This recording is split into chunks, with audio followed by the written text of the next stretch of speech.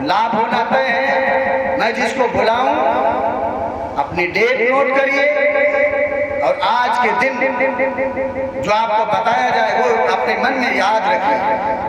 और नहीं होता है तो आने जाने में जितना तुम्हारा भाड़ा लगता है, जितना खर्च लगता है, संकट मोचन बजट धाम वो भी देने का वादा करता है। बोलिए गुरुदेव भगवान की, बोलिए पूज्य संत हरिदास महाराज की। कलयुग, लेकिन तुलसी बाबा ने रामायण में स्पष्ट किया कि कलयुग समयुग आन जो नर कर विश्वास, गाय राम गण गुण विमल भव तरह विनय प्रयास। ऐसा युग जिसमें नाम मात्र स्मरण कर लेने से समस्त पापों का उद्धार होता है, समस्त पापों का नाश होता है, ऐसा युग है। कलयुग केवल नाम आधारा, सुमिर सुमिर नर उतरई पारा।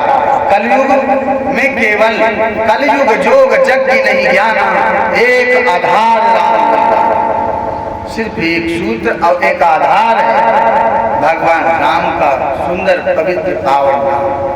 स्मरण कर लेने से उस गति को हम प्राप्त होते हैं जो त्रेता द्वापर और सतयुग में बड़ी बड़ी यज्ञ और बड़ी बड़ी साधनाएं करने पर जिस गति को प्राप्त करते थे, आज कलयुग में भगवान श्री रामचंद्र जी के पावन नाम स्मरण करने से प्राप्त। आज हमें संपूर्ण विश्वास है, इसीलिए कहते हैं हम जो भी कहते हैं प्रमाणित बोलते हैं। मीडिया के हो, गवर्नमेंट सरकारी जॉब कर रहे कोई व्यक्ति हो, भारत के किसी भी कोने से आए हो, मैं संपूर्ण दावे से संकट मोचन बजरंग धाम से यदि आपको बताया गया कि तुम्हारा लाभ होगा तो लाभ होना तय है। मैं जिसको बुलाऊं अपनी डेट नोट करिए और आज के दिन जो आपको बताया जाए वो अपने मन में याद रखिए। और नहीं होता है तो आने जाने में जितना तुम्हारा भाड़ा लगता है, जितना खर्च लगता है, संकट मोचन बजट धाम वो भी देने का वादा करता है। बोलिए गुरुदेव भगवान की, बोलिए पूज्य संत हरिदास महाराज की। पर बेटा ऐसा है कि तुम्हें कर्म तो बदलने पड़ेंगे। कर्मों पर निर्धारित करता है तुम्हारा लाभ कितनी जल्दी होगा। श्रीमद् भागवत कथा आप जानते हैं, श्रीमद् भागवत कथा क्यों कराई जाती है? आप लोग जानते होंगे क्यों कराई जाती है। आज तो भागवत को लोगों ने खिलवाड़ बनाया और भागवत का अनुष्ठान तब किया गया। गोकर्ण धुंधकारी दो भाई थे, बड़ी विचित्र कथा। गोकर्ण धुंधकारी दो भाई थे।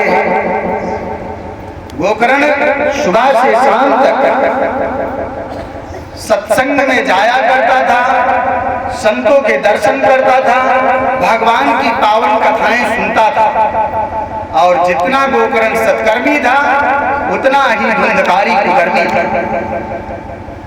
और समय आने पर धुंधकारी जब शरीर त्याग, धुंधकारी का जब शरीर त्याग हुआ तो जाकर के परमात्मा ने उसे प्रेत योनि में डाल दिया। प्रेत योनि में भटक रहा है।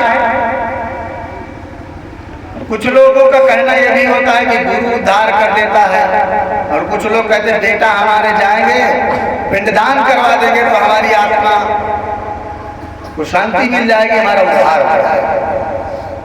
तो क्या गोकर्ण ने धुंधकारी के लिए पिंडदान नहीं करवाए?